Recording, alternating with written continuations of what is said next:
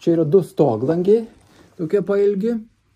Ir prabėgimai kairėje pusėje pratekėjimų kaip ir nėra, nesimato kažkokių pašlapimų, atsilupusio apdailos tinko. O toj pusėje, kairėje pusėje, štai matus, čia jau buvo remontuota, klijuota, didžiausias pratekėjimas nuo čia ir matyti vanduo bėga per sluoksnius, per vatą, per apdailą, per garo izoliaciją. Va, štai čia matosi ir dabėga iki pat sienos. Prie sienos taip pat matosi pūslės iššokusios.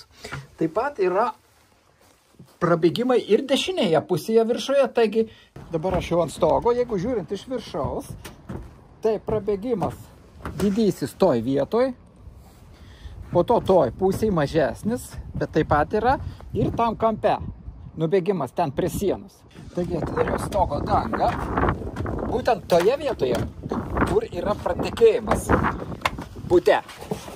Taigi čia matosi, kad vanduo užkyla, štai vandens žymės, vanduo užkyla net iki pat šito bortelio.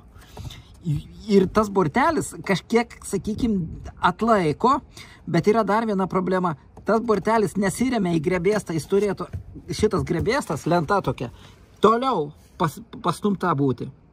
Tada jis atsiremtų, o dabar nuo sniego, ar šiaip danga prisispaudžia, jis pralinksta į apačią, sumažėja nuolėdis ir vanduo pradeda tekėti štai per tas vietas. O čia nėra užlenkta, kaip ir čia, štai, nėra užlenkta. Matosi, kad vandens žymės nubėgimai, štai čia ir čia kaip tik ta vieta. Taip pat po difuzinė plėvelė, taip pat ant difuzinės plėvelės po skarda, ten taip pat matosi padrėkimai. Dar viena priežastis pratekėjimo. Štai skylės nuo varžtų. Puikiai matosi. Čia iš vis labai dažnai pakyla vanduo iki šitų varžtų. Ir tų varžtų čia yra daugiau. Štai ten vienas, čia vienas, štai čia. Taip pat ir čia prisuktas. Ir čia, štai toje vietoje. Taigi per tas skylės taip pat privarva vandens. O jeigu pasitaiko ilgalaikis lietus arba tirpstas sniegas, tai įsivaizduokit, kiek gali per parą prilašėti. Jeigu ten lašas kapsi, o tų lašų per naktį, gali ten ir litras, ir 2 litrai prilašėti. Ir pasirodo tie lašai dėmėmis ant buto apdailos.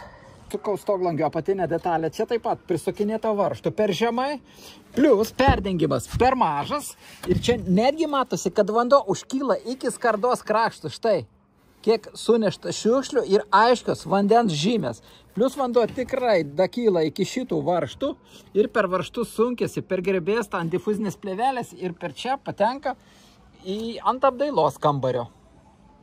Taip pat ir čia varžtas įsuktas.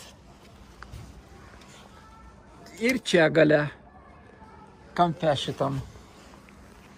Tam, kad sutvarkyti šį broką, brokas čia, kai buvo įrenginėjami stoglangiai, statybos pradžioje, sakykim, tai.